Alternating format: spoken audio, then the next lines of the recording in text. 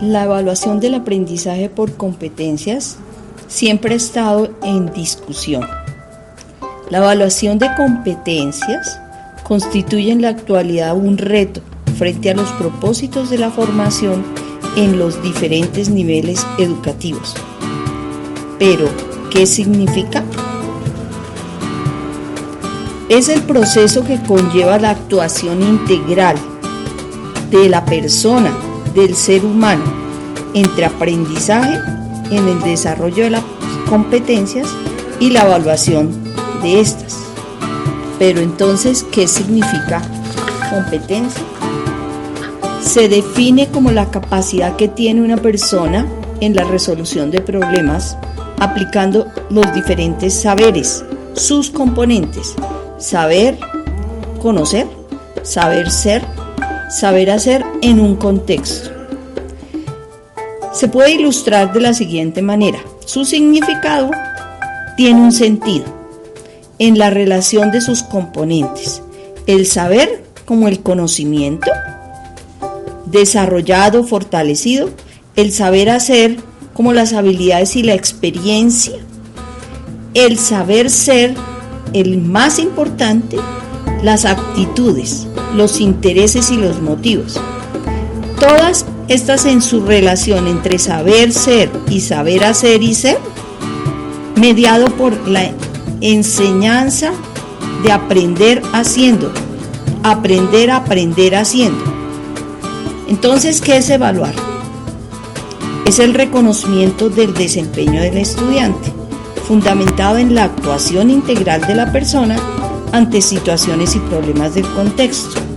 O sea, el reconocimiento del desempeño. ¿Cómo se evidencia? Hay varios aspectos que le dan significado a la evaluación de competencias. Cuando el estudiante se enfrenta a diversas situaciones problemáticas, y es allí donde se recompilan evidencias a partir de los criterios señalados para que se pueda llegar a retroalimentar en procesos continuos de mejoramiento. Es decir, el papel que juega la evaluación en un proceso de aprendizaje, en un proceso formativo, es vital. La evaluación de competencias tiene carácter formativo o carácter sumativo. Se habla y se ha trabajado por muchos años dos conceptos: evaluación formativa y evaluación sumativa. La evaluación formativa busca potencializar los saberes y talentos de los estudiantes en cuanto a su desempeño. ¿Cómo lo puedo observar?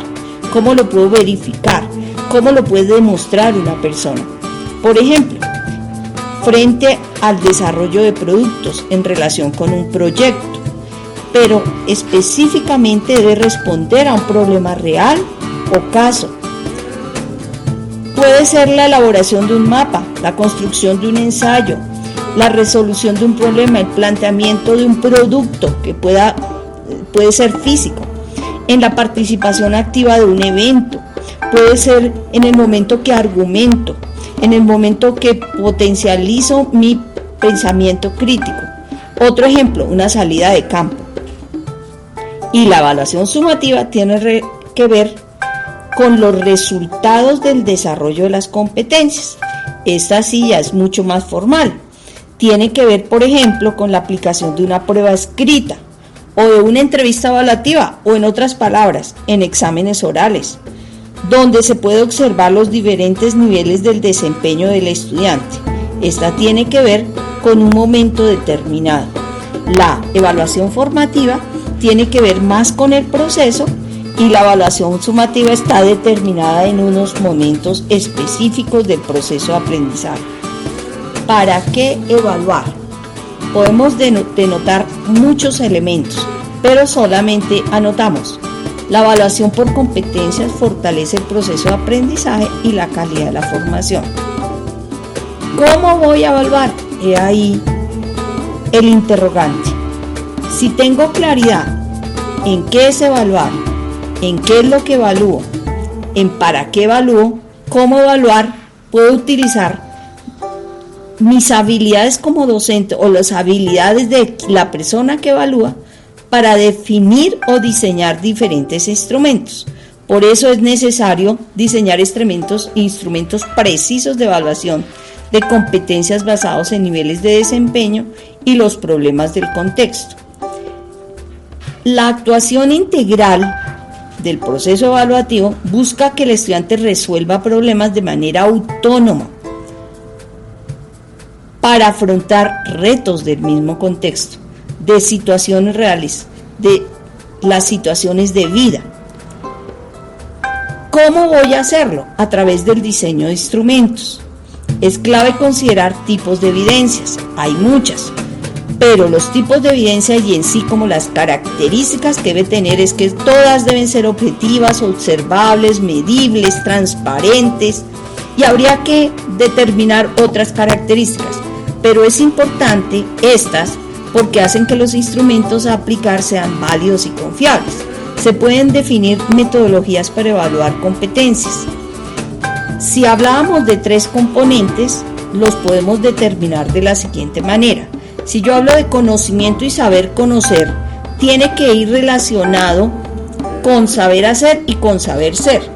Si hablo de conocimiento y saber conocer, yo puedo elaborar pruebas escritas cerradas, que no quiere decir que no tenga que ver con saber hacer o saber ser. Pruebas escritas cerradas, pruebas escritas abiertas, pruebas orales, ensayos, controles de lectura. Esas tienen que ver más con lo sumativo. Miremos el saber hacer y el saber ser, que es el proceso, aunque también pueden ser formativas. Audios, videos, testimonios, registros de observaciones, ensayos, argumentaciones, diferentes tipos de escritos, uso de mapas, representaciones gráficas, intervenciones en procesos. El saber ser tiene que ver con la actitud y el interés y la pasión que el estudiante tenga por ese conocimiento. Entonces, ¿cómo registro la actitud? Pruebas de actitudes, autovaloración. Aquí entra muchísimo el tema de la autoevaluación, de la coevaluación. La retroalimentación es clave dentro del proceso porque esa retroalimentación tiene que partir de lo positivo para describir las situaciones a mejorar. Productos de las metodologías, los hay mucho, pues empezando, si decimos las pruebas escritas, no es un mito que hoy todavía utilicemos las pruebas escritas. Lo que pasa es que hay que saberlas elaborar.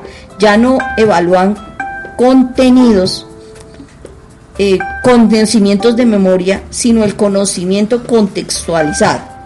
Entonces yo puedo tener un producto prueba escrita, pero de productos en la parte formativa puedo tener proyectos, informes finales, presentación de esos proyectos, sustentación del informe final, objetos, productos que sean tangibles, creaciones, ya tiene que ver con creatividad e innovación también, productos de diseño, productos que haya inventado, inventos, servicios prestados, informes de investigación y todo tipo de producto que tenga que ver con los criterios que voy a utilizar y con la metodología que voy a evaluar. Si yo voy a evaluar un ensayo o voy a evaluar un taller o voy a evaluar un momento determinado, tengo que buscar de qué manera voy a evidenciar y cuáles son los criterios que establezco para poder evaluar. Entonces, generalmente el profesor dice, yo evalúo a través de pruebas, sí, de pruebas, pero ¿qué tipo de pruebas? Evalúo el producto, puede ser un resultado de un proyecto en creación de un objeto. Entonces hay que sustentarlo. La presentación de un debate, circunstancias que la persona en su vida social, en su vida personal como profesional, tenga que ver con el desarrollo de las competencias y de lo que aprendió. Entonces, esos procesos, esos tipos de evaluaciones son sumativas y formativas. Pero hay algo fundamental que es definir los criterios. ¿Cómo se definen los criterios? Hay diferentes formas, pero enunciemos solamente unos básicos. La rúbrica. La rúbrica define criterios con los que se va a evaluar a la persona competente. Tiene que ver con los niveles establecidos frente a los criterios evaluados, es decir, si lo tiene o no lo tiene y qué le falta para mejorar. Los mapas de aprendizaje son una creación, una propuesta muy interesante del profesor Sergio Tobón, colombiano, que lo ha hecho desde hace unos años, pero él plantea que estas son unas guías que apoyan al estudiante a la mejora continua, pasando de un nivel de dominio a otro. Entonces, el mapa de aprendizaje también determina la competencia y el criterio, pero cuando dice mapa de aprendizaje, tiene que ver con el dominio que tiene la persona frente a su desempeño. Entonces habla de preformal, resolutivo, autónomo y estratégico. Es bien importante. Ahora bien, finalmente, la evaluación del aprendizaje por competencias es un punto de partida, no necesariamente un punto de llegada. Es decir, cuando yo planteo mi proceso formativo teniendo en cuenta lo que trabajo con unidades de estudio, con asignaturas integrales en la medida que puedan responder a un problema del contexto, tengo que pensar primero en la evaluación, porque debe ir unida, porque es un proceso que está mediado específicamente con el aprendizaje.